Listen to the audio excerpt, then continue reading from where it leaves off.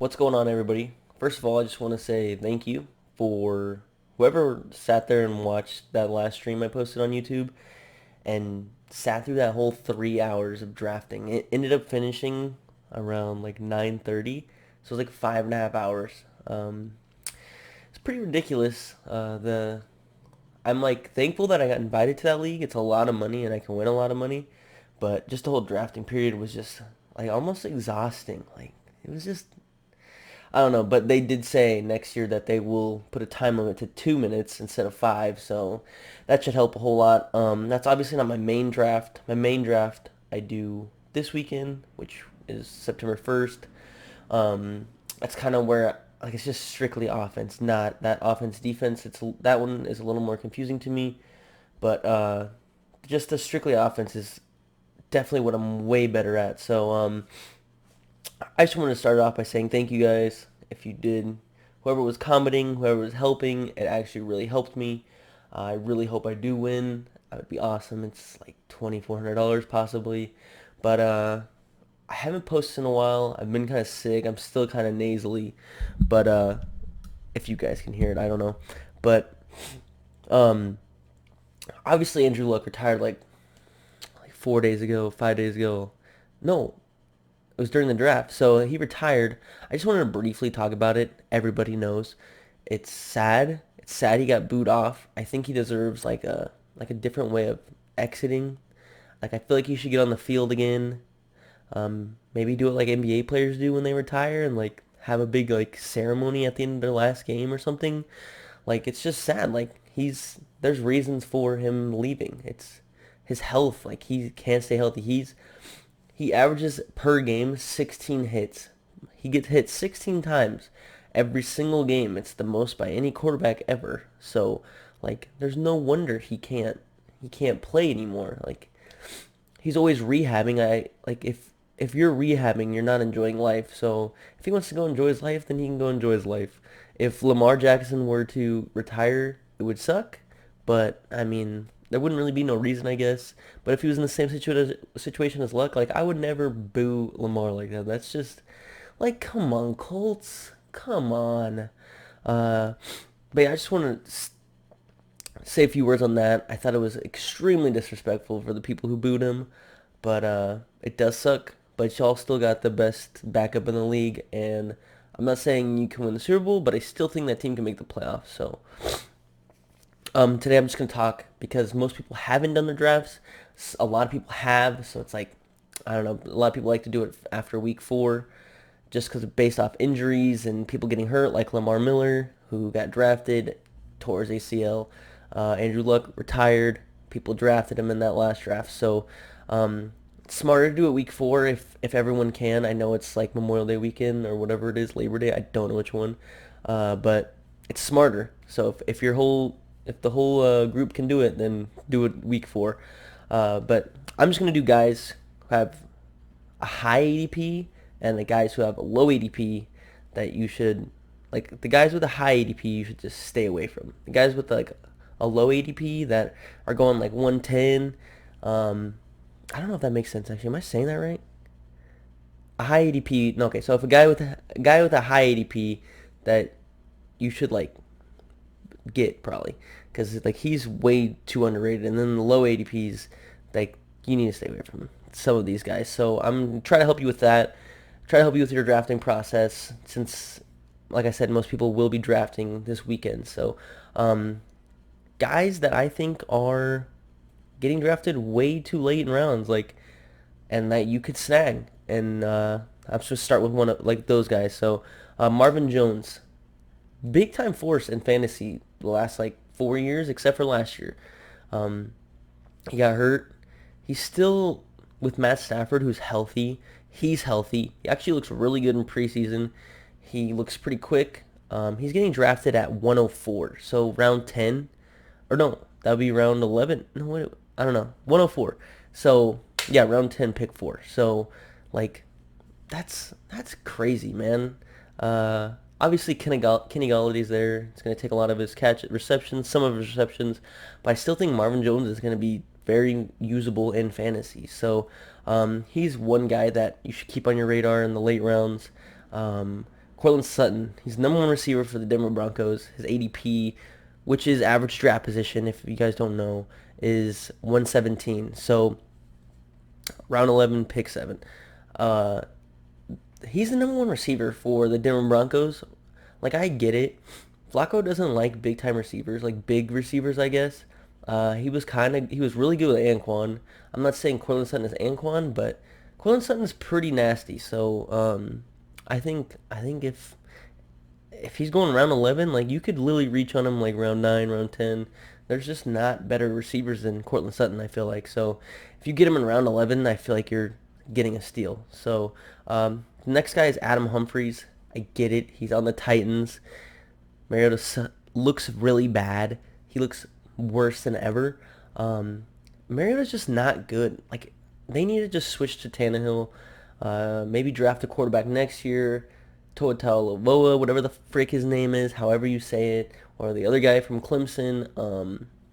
But like they, I don't know. Adam Humphries and Mariota actually, and Tannehill, both had a connection.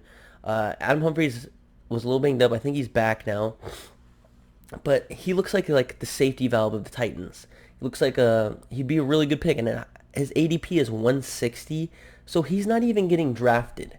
And I just by preseason and just by watching him, he looks like the favorite target. And last year he was like one of the Buccaneers' breakout players. So he had a lot of touchdowns last year and a good amount of yards, like 800, 900 yards. So I think Adam Humphries is someone to watch. If you have the last like couple pick, like you're obviously your last round, and like you're fully whatever. Like if you like to draft defense, if you like to draft kickers, then and you have all those already, and you're going for like some sleeper guy, I feel like Adam Humphries could be that guy, or people could just sit on him and see how they do week 1. Because I get it, he's on the Titans. They're not a very good team at all. But I really feel like Adam Humphries is just going to pick up where he left off last year and get a lot of receptions. I think he will get a lot of receptions. So the next one is LeSean McCoy. He's getting drafted round 9, pick 9, which is crazy because back here, there's the draft board behind. You can't see it. LeSean got picked 3rd round last year. Obviously, he's old. He gets injured. But him and Frank Gore looked nasty. LeSean is starting. Frank Gore will split. They were going drive every other drive. So that kind of sucks. But to get LeSean in the 9th round, basically last pick, it's kind of nuts to me. I feel like he might go higher. But if you're going to get him in 9th round, I would definitely... I'll pick LeSean McCoy. He's a starting running back, and you're getting him in almost the 10th round. So even if they are sharing drives, like I said, LeSean gets one drive, Frank gets the other drive. Like, it's gonna suck. It's gonna be hard to play him, I guess.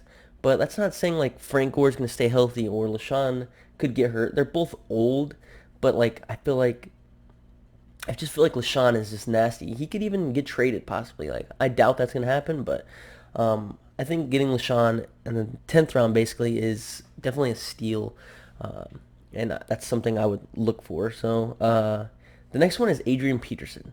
So Darius Geis is, people are afraid that Darius Geis is going to take like Peterson's carries, but Darius Geis has never stayed healthy. I did pick Geis in my other draft. I do like Darius Geis, but Adrian, you can't like just throw away what Adrian Peterson did last year. Like, he got signed by the Redskins like week 1, week 2, like right after Darius Geis got hurt. He comes on the field and gets over 1,000 rushing yards. Like, it's, and then he's gonna get drafted in the 12th round. If you can get Adrian Peterson in the 12th round, I do a lot of mock drafts. I've posted one on here, obviously. And I always snag Adrian Peterson if I can, and if because he's always there in the 12th or 11th round, like, and there's nobody better. You're not gonna find a better running back in the round 12. So,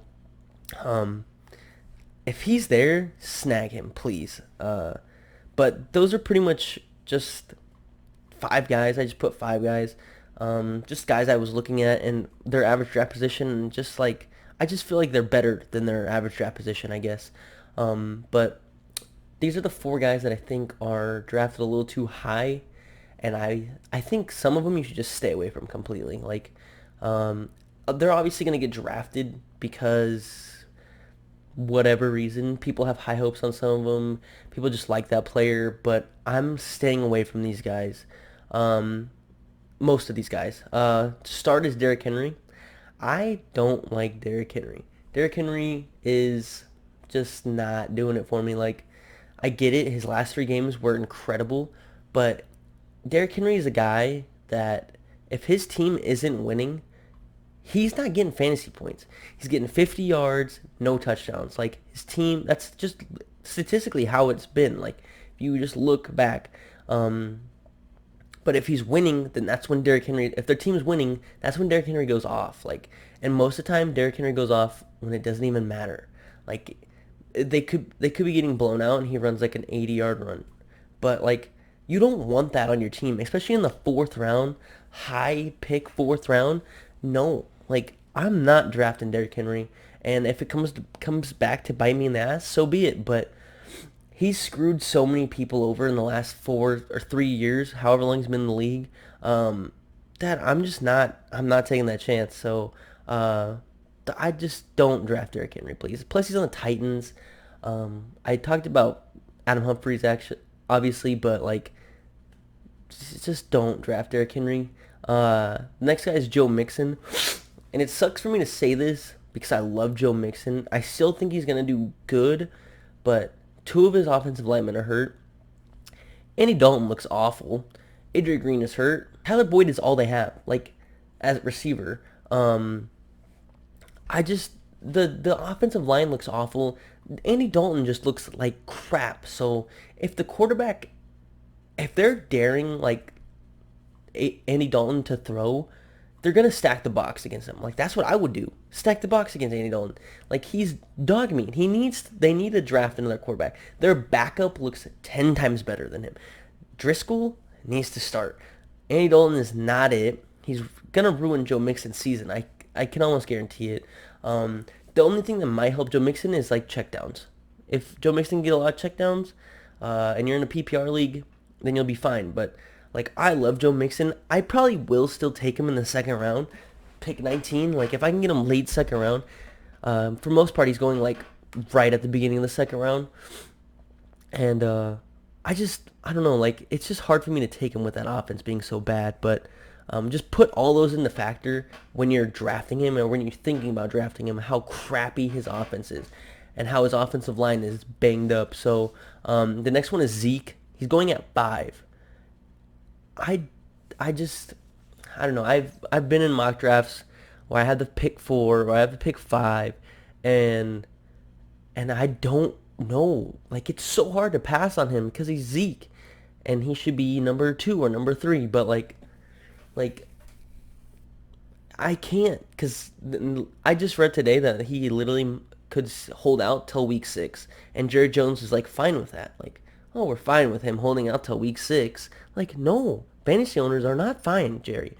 Make the deal happen, bro. If you're going to draft Zeke, you better reach on Tony Pollard, because I have a feeling, I've been confident that they're going to get a deal done, but Jerry Jones is just being like, he's just not, he's being a woman, really. You need to just sign Zeke. You already lost Emmitt Smith, one of the best running backs ever, because you didn't want to sign him to a big contract. Don't make the same mistake with Zeke, please. I don't know. I just couldn't do it. Like, if I'm gonna draft Zeke, I don't think I will, but to miss him for 6 weeks and then like hope that I can draft Tony Pollard, and like, I'd say like you'd have to reach like round 7, round 8, because he's going like round 10 right now, just to be safe. So I would stay away from Zeke. But the next one is Corey Davis. I didn't realize how many Titans I have in here. Stay away from Titans players except for Adam Humphries. I legitimately believe that. Corey Davis goes round 10, pick 7. Corey Davis is awful. He had 105 or 7 targets. He had more targets than like, I forget, like just like some big name players last year. And he had like 60 catches. He isn't good. That offense isn't good. Like, Corey Davis himself, if he was put in a better situation, he would be a really good receiver. Like, he would be a fantasy relevant receiver. Since he's on the Titans, no. Don't touch him. Don't pick him, please. Like, Corey Davis, I'm gonna be drafting, obviously on my draft board, have my notes on me. I'm gonna see Corey Davis there around 10 and be like, huh, yeah, no. I'm gonna literally, because I have these binders with all the rosters in them, they're right there. Corey Davis is getting a big black Sharpie marker right over his name because he doesn't exist in the NFL to me. But yeah, just stay away from Corey Davis, please. But anyways, that wraps it up. I just really am trying to help you guys. I will vlog the whole fantasy draft. Not the whole, obviously. It'll be like a 13-minute video, whatever. But just to kind of show you guys the experience of a fantasy draft, how they work. They're fun. Like, they're a blast. I cannot wait. And it's 3 days away. So, if you guys made it this far, make sure you like the video. If you did enjoy it, hit the subscribe button. And I just thank you everyone for the support. Thanks everyone for the views. And peace.